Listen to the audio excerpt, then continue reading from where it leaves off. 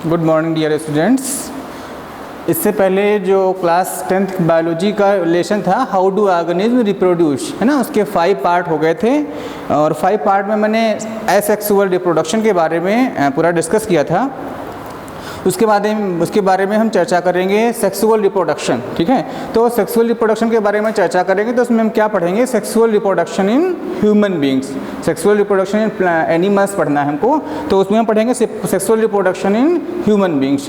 इससे पहले हमको कुछ टर्म्स हैं इस टॉपिक के अंतर्गत, पहले वो टर्म को समझ लेते हैं, उसके बाद में हम पढ़ते हैं सेक्सुअल रिप्रोडक्शन इन ह्यूमन। ठीक है, तो सेक्सुअल रिप्रोडक्शन इन एनिमल में पढ़ेंगे, इसके अंतर्गत पढ़ेंगे हम ह्यूमन, ठीक है, इन ह्यूमन बींग्स। देखो रिप्रोडक्शन क्या होता है, रिप्रोडक्शन का मतलब होता है प्रत्येक जो लिविंग ऑर्गेनिज्म हो, कोई भी हो जो जीवित है, वो प्लांट हो या एनिमल हो, उसके अंदर एक प्रवृत्ति होती है कि प्रत्येक व्यक्ति अपने ही समान हूबहू संतानों को उत्पन्न करने की जो एबिलिटी या क्षमता रखता है। ठीक है, इसी क्षमता को हम रिप्रोडक्शन या जनन कहते हैं। ठीक है, कोई भी जो व्यक्ति जैसा होता है, जैसे एलिफेंट की बात करें तो एलिफेंट के बच्चे एलिफेंट के जैसे होते हैं, डॉग के बच्चे डॉग के जैसे होते हैं। ठीक है, मैन के बच्चे मैन जैसे होते हैं, गोट के बच्चे गोट के जैसे होते हैं, लेकिन वो क्या आइडेंटिकल नहीं होता, कुछ चेंजेज आपस में होता है। ठीक है, तो ये चेंजेज की वजह क्या होती है कि जैसे क्लास 9th में आपने पढ़ा होगा सेल के बारे में, उसमें थोड़ा सा डीएनए के बारे में डिस्कस किया गया होगा, बताया गया होगा कि डीएनए क्या होता है, कि जो डीएनए एक जेनेटिक मटेरियल होता है, आनुवंशिक पदार्थ होता है, और यही पैतृक लक्षणों को अगली पीढ़ी, है ना, पीढ़ी दर पीढ़ी हस्तांतरित करने का कार्य करता है। तो जो डीएनए है कह सकते हैं एक जेनेटिक मटेरियल है, और जितनी भी सूचनाएं या जितनी भी इंफॉर्मेशन है, कोई भी जैसे कहा जाता है कि जैसे कोई भी बच्चा होता है अपने माँ बाप जैसा ही प्रतीत होता है। उसका कारण क्या होता है कि जो डीएनए मटेरियल है जो ट्रांसफ़र होकर उसके पूर्वजों से उसमें आया है, तो वो जो डीएनए होता है एक कॉपी होती है ना। जैसे बात करें अगर जो हम फ़ोटोकॉपी कराने की, कि जैसे बुक है आप फ़ोटोकॉपी मशीन पे ले जाते हैं और फ़ोटोकॉपी करा के ले आते हैं, लेकिन वो क्या आइडेंटिकल होती है, हूबहू वैसी होती है। ठीक है, चीज़ें बिल्कुल वैसी होती है, तो वैसे ही यहाँ पे कॉपी होती है, लेकिन इस कॉपी में क्या होता है, मिश्रण होता है मेल और फीमेल का। मतलब सेक्सुअल रिप्रोडक्शन के बारे में बताया गया होगा आपको डिफरेंस में, कि यहाँ पे 2 पेरेंट्स की आवश्यकता होती है, 1 मेल एंड 1 फीमेल, जबकि असेक्सुअल रिप्रोडक्शन में क्या होता है, ओनली 1 पेरेंट्स नीड होता है, मतलब केवल एक ही पेरेंट्स की आवश्यकता होती है। तो यहाँ पर क्या 2 पेरेंट्स की आवश्यकता होती है, एक मेल होता है दूसरा फीमेल होता है। ठीक है, तो इस प्रकार से रिप्रोडक्शन हो गया, डिफिनीशन हो गई रिप्रोडक्शन की। उसके बाद देखो क्या है, यूनिसेक्सुअल और बाइसेक्सुअल। देखो यूनिसेक्सुअल, जैसे प्लांट के बारे में बात करें कि कुछ प्लांट ऐसे होते हैं यूनिसेक्सुअल होते हैं, कुछ प्लांट बाइसेक्सुअल होते हैं। तो यूनिसेक्सुअल का मतलब होता है कि कोई भी लिविंग ऑर्गेनिज्म है, उसी ऑर्गेनिज्म में मेल और फीमेल पार्ट दोनों होते हैं, तो उसे हम बोलते हैं बाइसेक्सुअल। अगर जो उसमें केवल मेल पार्ट होगा तो यूनिसेक्सुअल।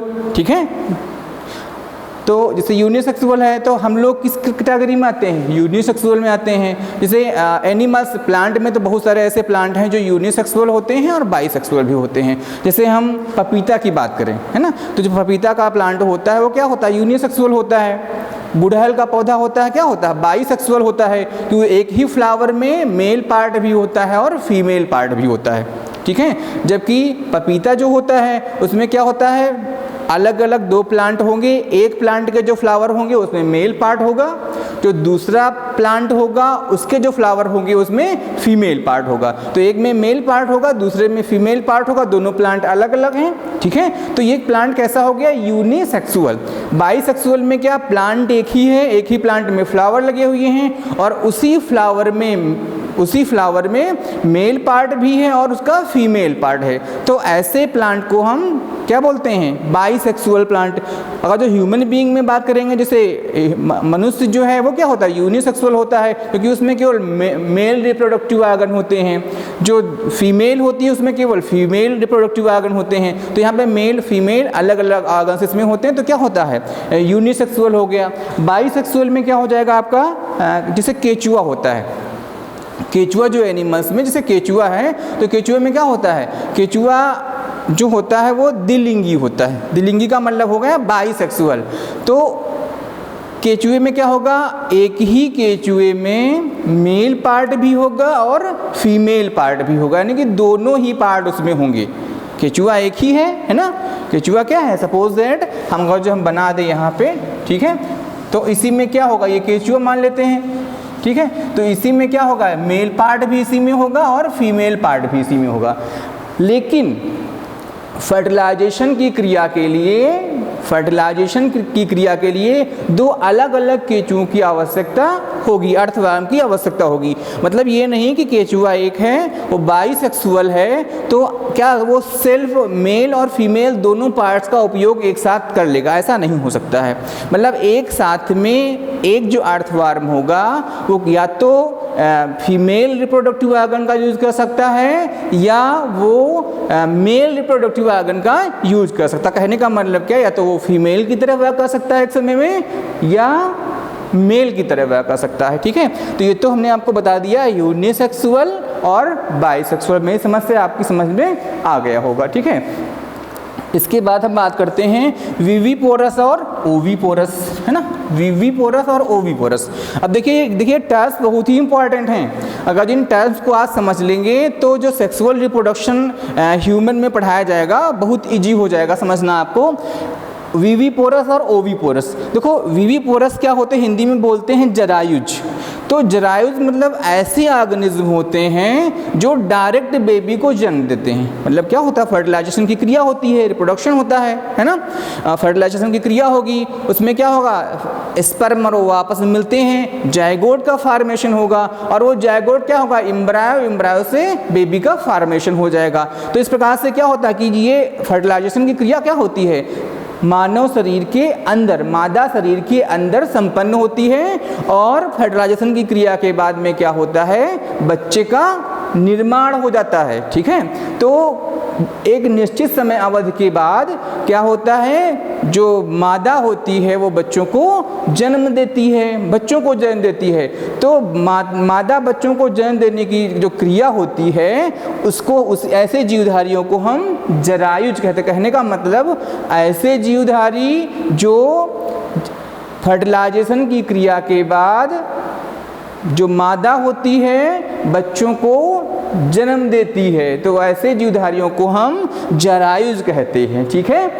अब हम बात करते हैं अंडायुज या ओविपोरस की बात करते हैं। तो ओविपोरस ऐसे जीवधारी होते हैं कि जो डायरेक्ट बच्चों को जन्म ना दे करके वो क्या करते हैं, पहले अंडों का निर्माण होता है और अंडों के निर्माण के पश्चात उन अंडों से बच्चों का निर्माण होता है। तो ऐसे जीवधारियों को हम क्या बोलते हैं, ओविपोरस ऑर्गेनिज्म या जीवधारी कहते हैं। फिर बात करते हैं प्यूबर्टी क्या होती है।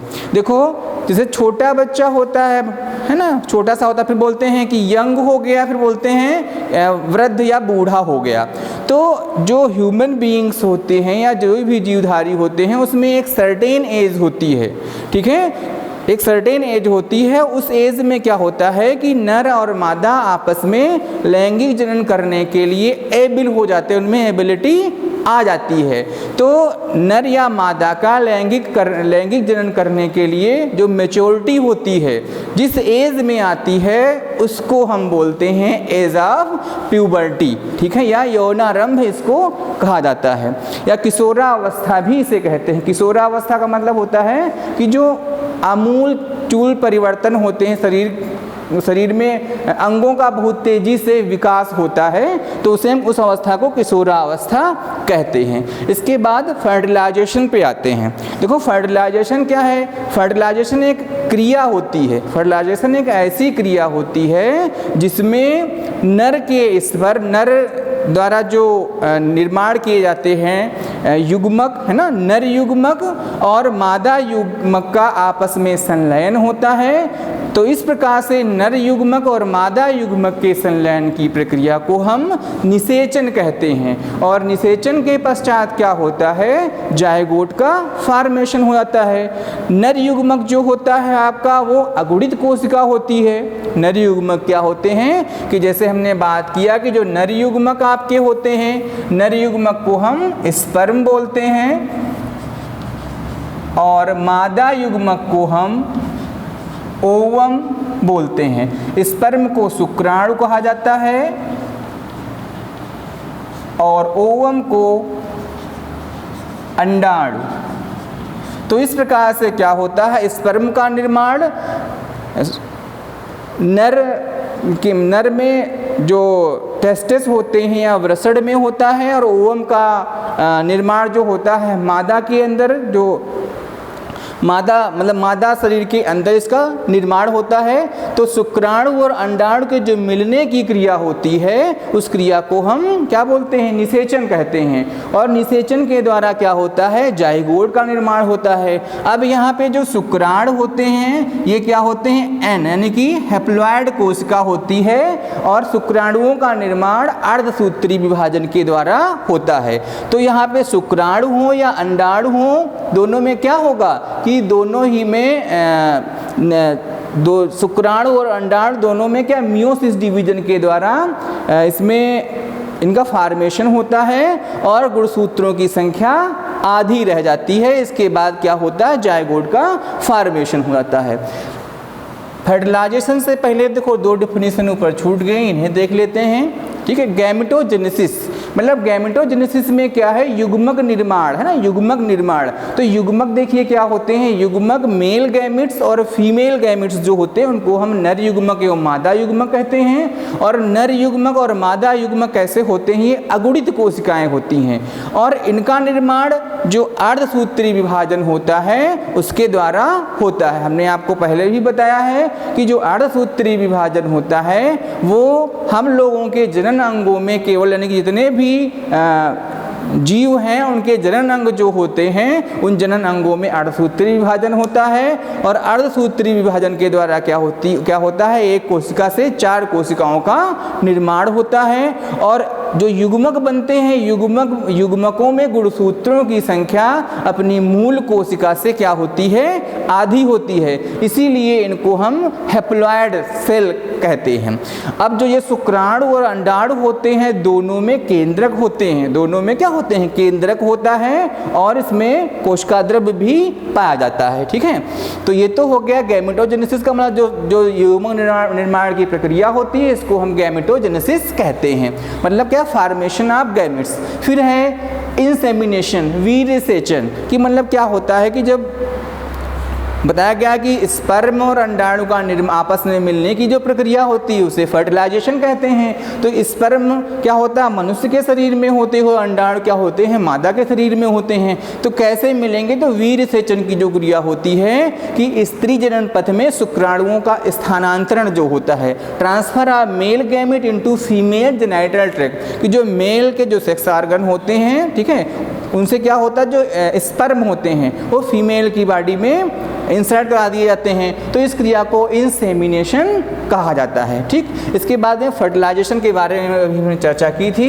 कि शुक्राणु और अंडाणुओं का आपस में मिलने की जो क्रिया होती है उसे हम फर्टिलाइजेशन कहते हैं। और फर्टिलाइजेशन के बाद में एक तीसरी कोशिका का निर्माण होता है जिसे हम जाइगोट कहते हैं। और जाइगोट क्या होती है, ये द्विगुणित कोशिका होती है। ठीक है, ये क्या होती है, द्विगुणित कोशिका डिप्लॉयड होती है। डिप्लॉयड क्यों होती है कि जो शुक्राणु आपके हैप्लॉयड होते हैं और अंडाणु भी आपके हैप्लॉयड होते हैं, तो दोनों मिल जाते हैं तो डिप्लॉयड कोशिका का निर्माण होता है, उसे हम जाइगोट कहते हैं। ठीक है, अब देखो क्या होता है, इसके बाद में है इम्प्लांटेशन। अब देखो इम्प्लांटेशन क्या होता है कि जब स्पर्म और ओवा दोनों मिले जाइगोट का निर्माण हो गया। अब जाइगोट क्या करेगा, अभी तक तो ये अगुणित कोशिकाएं थी, अब जाइगोट में जो परिवर्धन होगा वो किस प्रकार से होगा, समसूत्री विभाजन के द्वारा होगा। मतलब एक कोशिका फिर 1 से 2, 2 से 4, 4 से 8, इस प्रकार से इसका विभाजन हो जाएगा।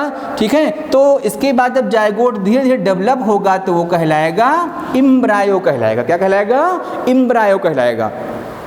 ठीक है, तो अब जब एम्ब्रायो जो होता है, एम्ब्रायो अब ये फैलोपियन ट्यूब से ट्रेवल करता हुआ एम्ब्रायो जो होगा कहाँ पहुँच जाएगा, गर्भाशय में पहुँच जाएगा। ठीक है, सपोज दैट एक गर्भाशय है तो जो एम्ब्रायो होगा ये यहाँ पे कहीं पे इम्प्लांटेशन मतलब क्या होगा, उसकी जो वाल्स होती हैं उन वाल से ये क्या होगा, चिपक जाएगा।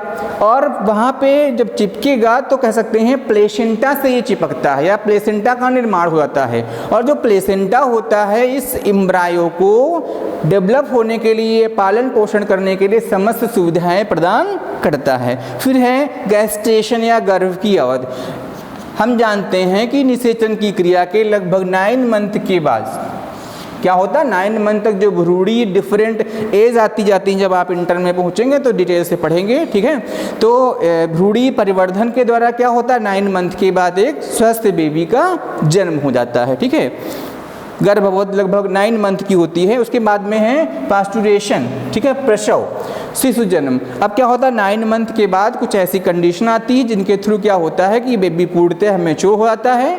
और इस ड्यूरेशन क्या होता है कि जो प्लेसेंटा होता है, प्लेसेंटा अपनी अहम भूमिका निभाता है कि जितने भी वेस्ट मटेरियल बेबी के द्वारा है ना उत्पादित किए जाते हैं वो प्लेसेंटा के द्वारा बेबी से माँ के ब्लड स्ट्रीम में मिला दिए जाते हैं और समस्त पोषक पदार्थों को प्लेसेंटा के द्वारा माँ के ब्लड स्ट्रीम से बेबी तक पहुँचाए जाते हैं। तो ये जो क्रिया पूरी होती है, ठीक है, ये प्लेसेंटा के द्वारा की जाती है।